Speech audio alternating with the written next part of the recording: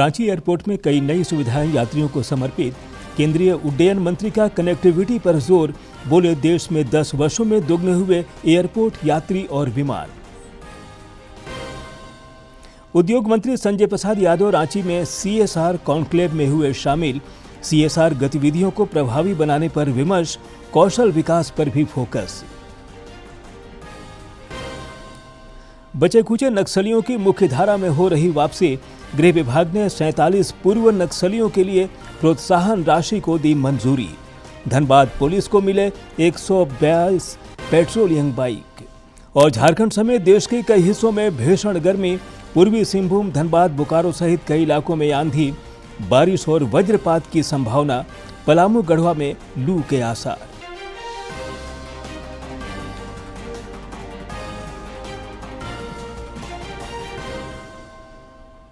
नमस्कार, खबरें झारखंड में आपका स्वागत है। मैं हूं ज्ञानेश्वर प्रसाद श्रीवास्तव और अब समाचार विस्तार से। प्रधानमंत्री नरेंद्र मोदी इटली की यात्रा पर हैं। इटली की उनकी समकक्ष जॉर्जिया मेलोनी ने सोशल मीडिया पर प्रधानमंत्री द्वारा दिए गए एक उपहार का वीडियो साझा किया है। उन्होंने कहा कि श्री मोदी ने उन्हें खास टॉफी का उपहार दिया है जो बहुत अच्छी है।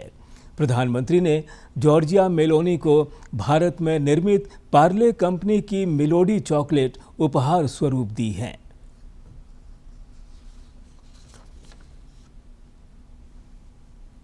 Brought as a gift a very, very good toffee. Melt. Prime Minister Modi brought as a gift a very, very good toffee. Melt. Prime Minister Modi brought as a gift a very, very good toffee. Melt.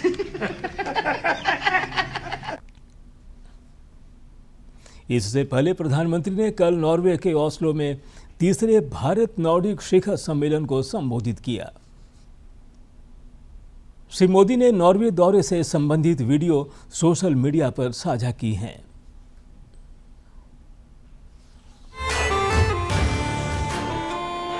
Norway की यात्रा करके मुझे बहुत खुशी हो रही है। यह देश नेचर और ह्यूमन प्रोग्रेस के बीच हार्मनी का एक सुंदर उदाहरण है।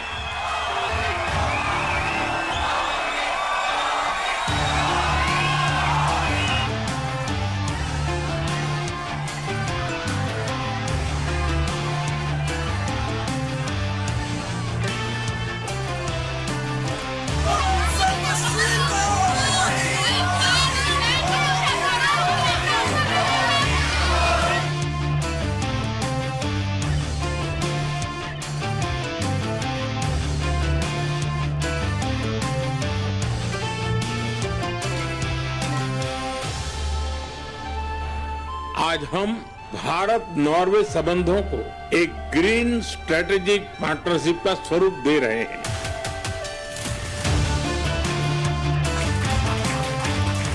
हमें अब एक एक कदम से चलने से कोई बात बनने वाली नहीं है।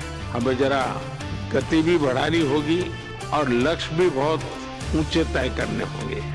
और भारत में आपके इन्वेस्टमेंट को आउटकम्स में बदलना, मैं आज आपको विश्वास से कहता हूं, ये हमारी गारंटी है।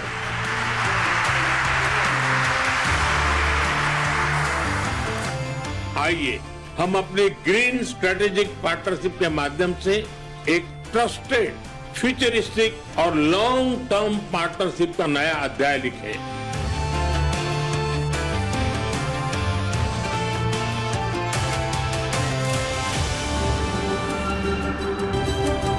तीसरे इंडिया नॉर्डिक समिट में भाग लेने पर मुझे बहुत खुशी हो रही है। कई नॉर्डिक भाषाओं में संबंध शब्द का अर्थ कनेक्शन, रिलेशंस, एक बॉन्ड, हिंदी में भी संबंध का अर्थ यही है। यह केवल शब्दों की समानता नहीं है, यह हमारे विचारों की निकटता को दर्शाता है। आइए हम अपने बीच संबंध को हर क्षेत्र में प्रगाढ़ करें और इंडिया नॉर्डिक पार्टनरशिप को शेयर्ड प्रॉस्पेरिटी, इनोवेशन और सस्टेनेबल फ्यूचर का एक मॉडल बनाए।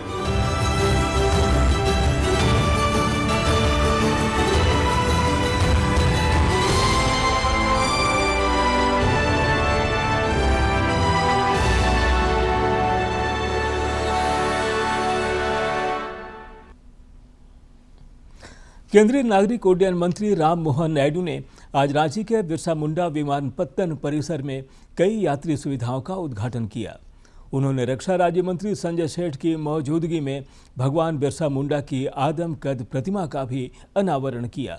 इस दौरान अपने संबोधन में श्री नायडू ने कनेक्टिविटी पर जोर देते हुए कहा कि देश में 10 वर्षों में एयरपोर्ट, यात्री और विमान दोगुने हुए हैं। आज डेवलपमेंट में एयरपोर्ट्स का भी एक अहम भूमिका आज हमें देखने को मिल रहा है और खास करके पिछले 10 साल में अगर आप देखेंगे तो हमारे एयरपोर्ट्स की संख्या दोगुना हो गई, यात्रियों की संख्या दोगुना हो गई, एयरक्राफ्ट्स की संख्या दोगुना हो गई। 2014 में जब पहली बार प्रधानमंत्री जी बने थे नरेंद्र मोदी जी इस देश के, हमारे कुल मिलाकर 74 एयरपोर्ट्स थे देश में। आज गर्व के साथ कह सकता हूं कि हमारे एयरपोर्ट्स की संख्या 165 हो गई है, 165, मोर देन डबल हमारे एयरपोर्ट्स की संख्या। कोई और देश में इतने बड़ी तेजी के साथ एयरपोर्ट्स हमारे जितने कोई भी नहीं बन पा रहा। हम जो तेज गति से आगे बढ़ रहे हैं। झारखंड चैम्बर के एक प्रतिनिधि मंडल ने आज रांची में केंद्रीय नागरिक उड्डयन मंत्री राम मोहन नायडू से मुलाकात की। इस दौरान प्रतिनिधि मंडल ने श्री नायडू को झारखंड के विमानन क्षेत्र से जुड़े विषयों, विशेषकर एयर कनेक्टिविटी, नागरिक सुविधाओं, नए एयरपोर्ट के निर्माण और मौजूदा एयरपोर्ट के विस्तारीकरण से संबंधित मुद्दों पर ज्ञापन सौंपा।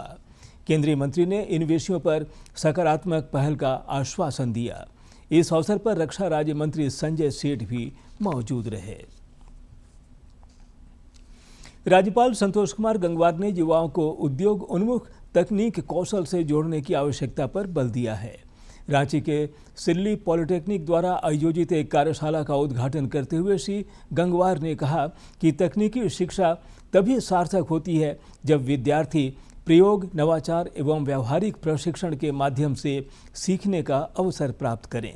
राज्यपाल ने कहा कि अगर विद्यार्थी तकनीक आधारित कौशल में दक्ष बनेंगे तो वे केवल रोजगार पाने वाले नहीं बल्कि रोजगार सृजित करने वाले भी बन सकते हैं। श्री गंगवार ने विद्यार्थियों से आह्वान किया कि वे केवल डिग्री प्राप्त करने तक सीमित न रहें बल्कि अपने ज्ञान एवं कौशल को निरंतर विकसित करें। वर्तमान समय में AI, रोबोटिक, स्मार्ट सिस्टम और डिजिटल तकनीक का विस्तार हो रहा है जिसमें असीम संभावनाएं हैं।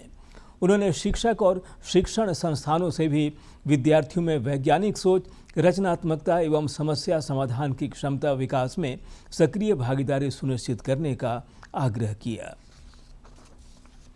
रांची में CSR कॉन्क्लेव में आयोजन हुआ। इस दौरान उद्योग सह श्रम नियोजन मंत्री संजय प्रसाद यादव ने CSR गतिविधियों को अधिक प्रभावी और विकासोन्मुख बनाने पर बल दिया। कॉन्क्लेव के दौरान CSR से जुड़े विभिन्न विषयों और नीतियों को लेकर विस्तार से विचार विमर्श हुआ ताकि निगमित सामाजिक दायित्व के तहत शिक्षा, स्वास्थ्य और कौशल विकास से जुड़े कार्यों को नया आयाम मिल सके।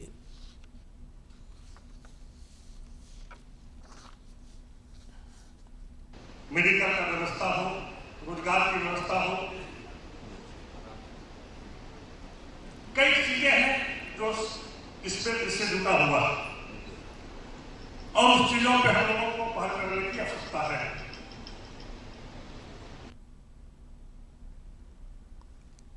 राज्य में अवैध वेतन निकासी से संबंधित ट्रेजरी घोटाला अब तक 15 जिलों में उजागर हुआ है। ताज़ा मामला खूंटी का है जहां SIRB 2 के अकाउंटेंट द्वारा 22 लाख रुपए की फर्जी निकासी का मामला सामने आया है।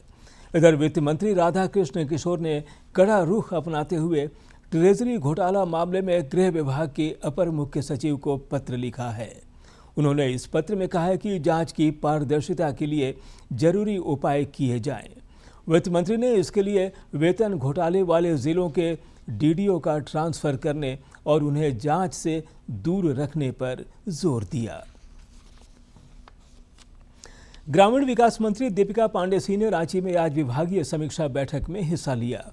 इस दौरान विभिन्न योजनाओं की प्रगति, कार्यों की गुणवत्ता, समयबद्ध क्रियान्वयन एवं जमीनी प्रभाव की समीक्षा की गई। ग्रामीण विकास मंत्री ने योजनाओं के प्रभावी क्रियान्वयन पर जोर दिया ताकि ग्रामीण क्षेत्रों का कायाकल्प हो सके। उन्होंने जोर देकर कहा कि सशक्त, समृद्ध और आत्मनिर्भर गांव का निर्माण सरकार की सर्वोच्च प्राथमिकता है। विधानसभा की महिला एवं बाल विकास समिति इन दिनों महाराष्ट्र की एक्सपोजर विजिट पर है। विधायक कल्पना सोरेन ने सोशल मीडिया पर कुछ तस्वीरें साझा कर बताया कि समिति के सदस्यों ने मुंबई में विश्व प्रसिद्ध संस्था से महिला गृह उद्योग लिज्जत पापड़ के कार्यों को नजदीक से देखा। इस दौरान उन्हें सीखने और समझने का अवसर मिला। उन्होंने कहा कि सहकार से समृद्धि का इससे बेहतर मॉडल शायद ही कहीं देखने को मिले।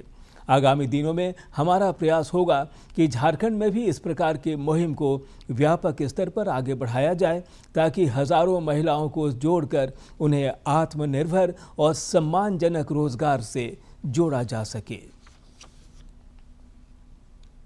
राज्य में बचे खुचे नक्सलियों की मुख्य धारा में वापसी हो रही है। सुरक्षा बलों के अदम्य साहस की वजह से देश आज करीब करीब नक्सलवाद से मुक्त हो चुका है। पश्चिमी सिंहभूम के सारंडा के जंगलों में जो शेष नक्सली हैं, वे भी अब मुख्य धारा में लौटने का मन बना चुके हैं। इधर गृह विभाग ने आत्मसमर्पण नीति के तहत मुख्य धारा में शामिल हुए 47 पूर्व नक्सलियों के पुनर्वास के लिए 68 लाख रुपए की प्रोत्साहन राशि को मंजूरी प्रदान की है। धनबाद में कानून व्यवस्था को और चुस्त दुरुस्त बनाने तथा अपराधियों पर त्वरित नकेल कसने के लिए जिला पुलिस को अत्याधुनिक संसाधनों से लैस किया गया है। धनबाद पुलिस केंद्र में आयोजित एक कार्यक्रम के दौरान उपायुक्त आदित्य रंजन और वरीय पुलिस अधीक्षक प्रभात कुमार ने संयुक्त रूप से 122 नई और हाईटेक पेट्रोलिंग बाइकों का रवाना किया।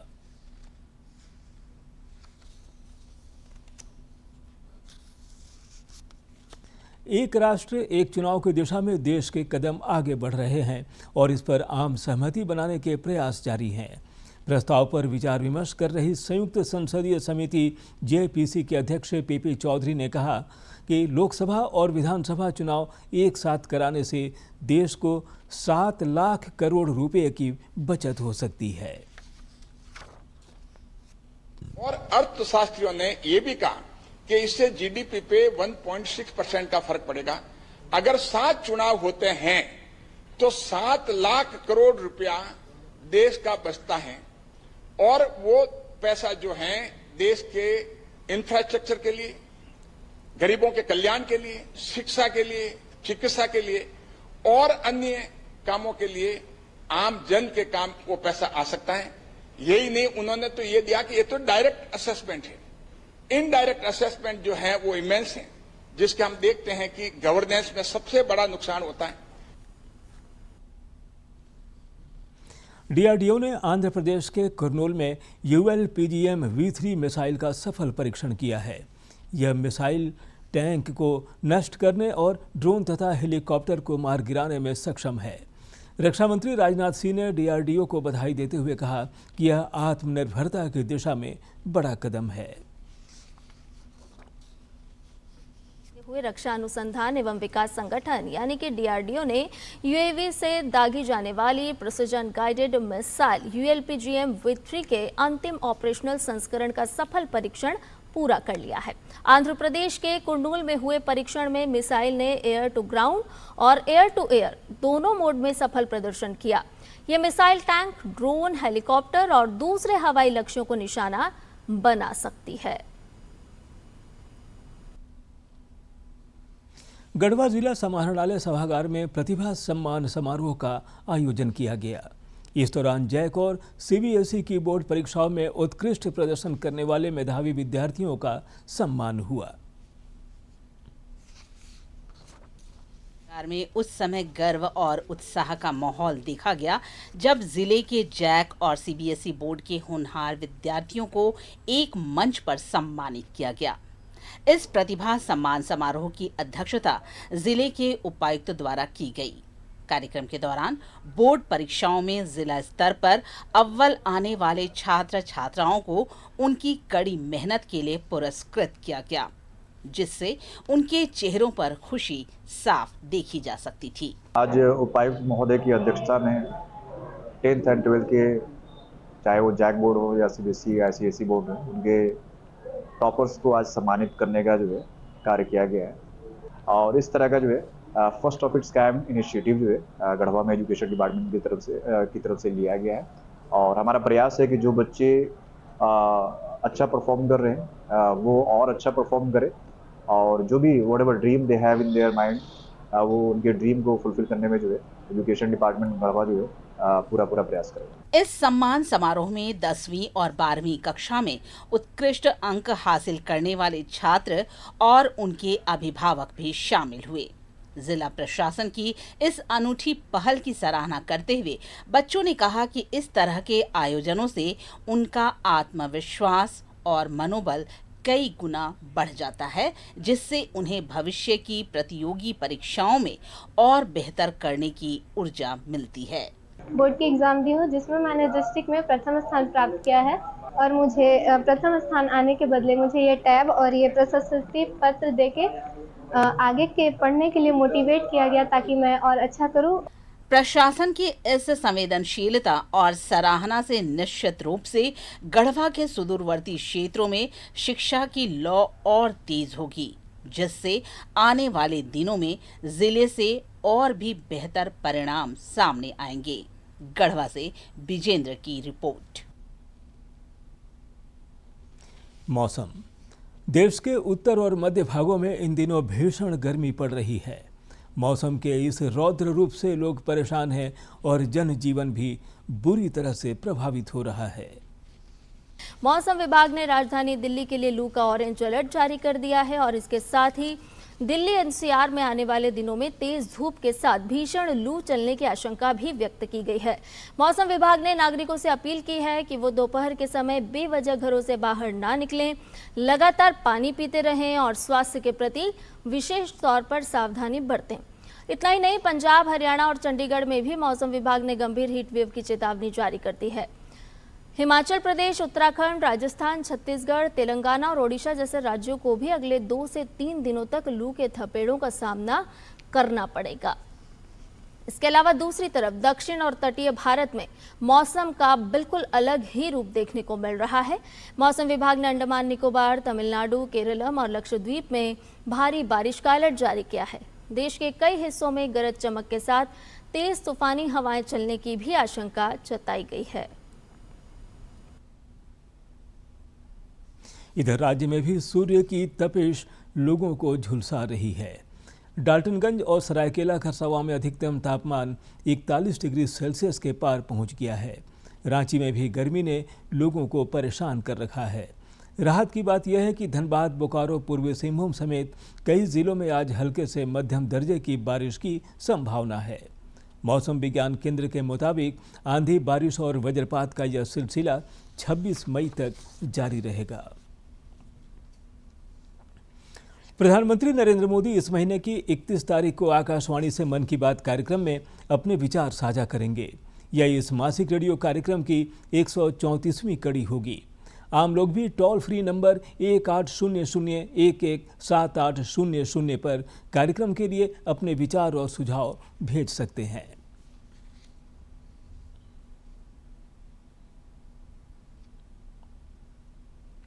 और अब जानते हैं किन बातों के लिए इतिहास के पन्नों में आज का दिन खास है।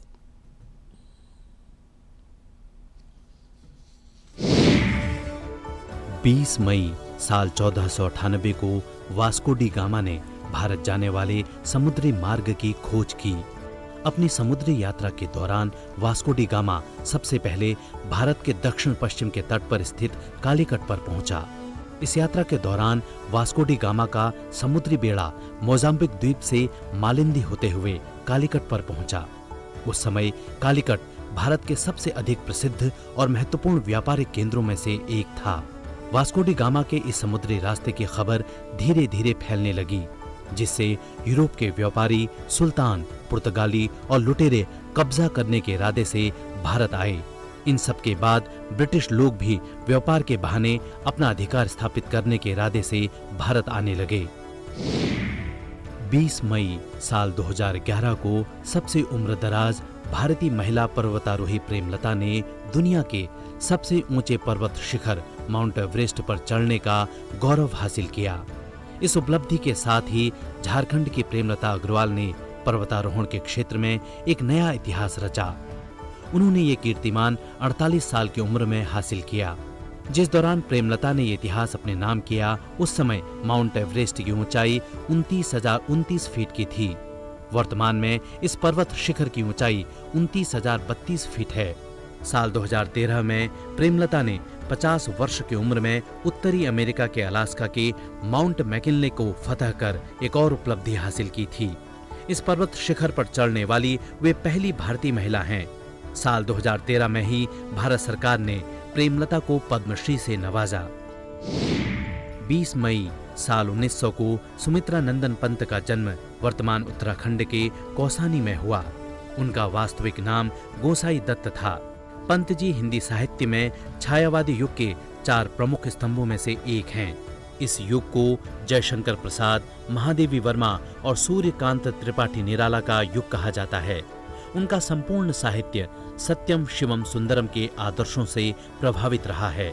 उनकी द्वारा रचित काव्य कृतियां हैं ग्रंथि, गुंजन, ग्राम्या, युगांत, स्वर्ण किरण, स्वर्ण धूलि, कला और बूढ़ा चांद, लोकायतन, चिदंबरा और सत्यकाम। ज्ञानपीठ और साहित्य अकादमी पुरस्कार से सम्मानित पंत जी को साल 1961 में पद्म भूषण से नवाजा गया। भारत अब एसआईपी निवेश के मामले में दुनिया का सबसे बेहतर प्रदर्शन करने वाला बाजार बनकर उभरा है। भारतीयों के लिए एक बड़ी खुशखबरी सामने आई है। डीएसपी नेत्रा रिपोर्ट के मुताबिक म्यूचुअल फंड में एसआईपी यानी सिस्टमैटिक इन्वेस्टमेंट प्लान के जरिए निवेश करने वालों को भारत में दुनिया के सबसे बेहतर रिटर्न मिले हैं। रिपोर्ट कहती है कि पिछले 30 सालों में भारत ने एसआईपी निवेशकों को औसतन करीब 12% रिटर्न दिया, जो दुनिया के बड़े बाजारों में सबसे ज्यादा है। यानी अगर किसी निवेशक ने नियमित तौर पर हर महीने निवेश जारी रखा तो भारत ने उसे बाकी देशों के मुकाबले बेहतर रिटर्न देकर सबसे आगे जगह बनाई। छोटी छोटी बचत, नियमित निवेश और लंबी अवधि का धैर्य, यही फॉर्मूला अब भारत को दुनिया के सबसे मजबूत एसआईपी बाजारों में सबसे ऊपर ले आया है। भारत में लॉन्ग टर्म एसआईपी रिटर्न 12% रहा है। औसत 5 साल एसआईपी रिटर्न 13% और लमसम रिटर्न 11% रहा है, जो रिपोर्ट में शामिल बाकी देशों से बहुत आगे है। वहीं ब्राजील में लॉन्ग टर्म एसआईपी रिटर्न 11%, 5 साल एसआईपी रिटर्न भी 11% और लमसम रिटर्न 13% रहा। इंडोनेशिया में लॉन्ग टर्म एसआईपी रिटर्न 10%, 5 साल एसआईपी रिटर्न 12% और लमसम रिटर्न 9% दर्ज किया गया। अमेरिका में लॉन्ग टर्म एसआईपी रिटर्न 9% रहा, जबकि 5 साल का एसआईपी रिटर्न 6% और लमसम 8% रहा। चीन, Mexico, Japan, Korea, Canada, UK, Australia और फ्रांस जैसे देशों में रिटर्न सबसे कमजोर रहा। रिपोर्ट का सबसे बड़ा संदेश सिर्फ बेहतर रिटर्न नहीं बल्कि एसआईपी निवेश का अनुशासित तरीका है। डीएसपी रिपोर्ट के मुताबिक एसआईपी कोई जादू नहीं है, बल्कि एक व्यवस्थित और अनुशासित निवेश प्रक्रिया है। यानी निवेशक हर महीने तय रकम लगाता रहता है, चाहे बाजार ऊपर जाए या नीचे। इससे बाजार का सही समय पकड़ने का दबाव कम होता है और गलत समय पर निवेश करने का जोखिम भी घटता है। रिपोर्ट साफ बताती है कि एसआईपी का मकसद कम समय में बड़ा मुनाफा कमाना नहीं, बल्कि समय के साथ धीरे धीरे संपत्ति बनाना है। और यही वजह है कि आज एसआईपी आम निवेशकों के लिए सबसे भरोसेमंद निवेश विकल्पों में शामिल है। तेजी से बढ़ती भारतीय अर्थव्यवस्था, बढ़ती निवेश जागरूकता और नियमित निवेश की आदत, इन सब ने भारत को एसआईपी निवेश के मामले में दुनिया के टॉप बाजारों में ला खड़ा किया है। Bureau report, DD news. बढ़ती उम्र के साथ कुछ लोगों में मोतियाबिंद की समस्या हो सकती है। प्राकृतिक उपायों, आसन, आहार और औषधि से इसकी संभावना को कम किया जा सकता है। मोतियाबिंद, जिसे कैटरैक्ट यानी सफेद मोतिया भी कहते हैं, ये एक आम समस्या है जो काफी लोगों को प्रभावित करती है। हमारी आंखों के अंदर एक प्राकृतिक लेंस होता है जो बिल्कुल पारदर्शी यानी ट्रांसपेरेंट होता है। ये लेंस रोशनी को रेटिना तक पहुंचाता है, जिससे हम साफ तौर पर देख पाते हैं। लेकिन उम्र बढ़ने के साथ या कुछ अन्य रोग जैसे डायबिटीज, किसी चोट या अन्य कारणों की वजह से जब ये लेंस धीरे धीरे धुंधला होने लगता है तो इस स्थिति को मोतियाबिंद कहा जाता है। कुछ सरल प्राकृतिक उपाय कैटरैक्ट की संभावना को कम करने में उपयोगी सिद्ध हो सकते हैं। आइए देखते हैं कुछ ऐसे सरल यौगिक अभ्यास जिनके माध्यम से हम कैटरैक्ट को डिले कर सकते हैं। सबसे पहला अभ्यास हम करेंगे यहाँ पे नेत्र शक्ति विकासक। अधिकतर ये क्रिया खड़े होकर की जाती है, अगर हम यहाँ पे इसको बैठकर करके दिखाएंगे। आप दोनों हाथों को इस प्रकार अपने घुटनों पे रखेंगे, अपनी गर्दन को ऊपर की ओर लेकर जाएंगे और सामने ऊपर किसी एक पॉइंट पर फोकस करते हुए बिना पलकों को झपकाए आप लगातार निरंतर देखते रहेंगे जब तक आपकी आंखों से पानी ना आ जाए। वापस आते वक्त धीरे से आंखों को बंद करेंगे और वापस आ जाएंगे। इसी क्रम में दूसरा अभ्यास है शांभवी मुद्रा का। शांभवी मुद्रा के लिए अपने दोनों हाथों को ज्ञान मुद्रा में रखेंगे। अब अपने दोनों आई बॉल्स को अपनी नोज टिप पर लेकर जाएंगे। लगातार यहाँ पे आप देखते रहेंगे बिना पलकों को झपकाए हुए। जब आपको लगे आपकी आंखें दुख रही हैं और आप आगे अभ्यास को निरंतर नहीं कर पा रहे हैं तो आंखें बंद करेंगे, रिलैक्स करेंगे। इसी क्रम में हम तीसरा अभ्यास करेंगे जत्रू त्राटक। जत्रू त्राटक के लिए अपने राइट हैंड से इस प्रकार मुट्ठी बनाएंगे। और अब अंत में मुख्य समाचार एक बार फिर।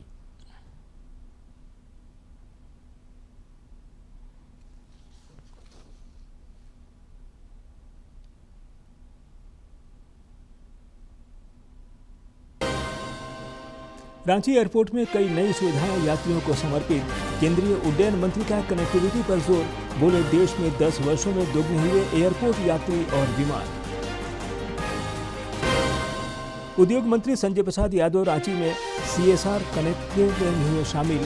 सीएसआर गतिविधियों को प्रभावी बनाने पर विमर्श, कौशल विकास पर भी फोकस। बचे कुचे नक्सलियों की मुख्यधारा में हो रही वापसी। गृह विभाग ने 47 पूर्व नक्सलियों के लिए प्रोत्साहन राशि को दी मंजूरी। धनबाद पुलिस को मिले 122 पेट्रोलिंग बाइक। और झारखंड समेत देश के कई हिस्सों में भीषण गर्मी। पूर्वी सिंहभूम, धनबाद, बोकारो सहित कई इलाकों में आंधी, बारिश और वज्रपात की संभावना। पलामू, गढ़वा में लू के आसार।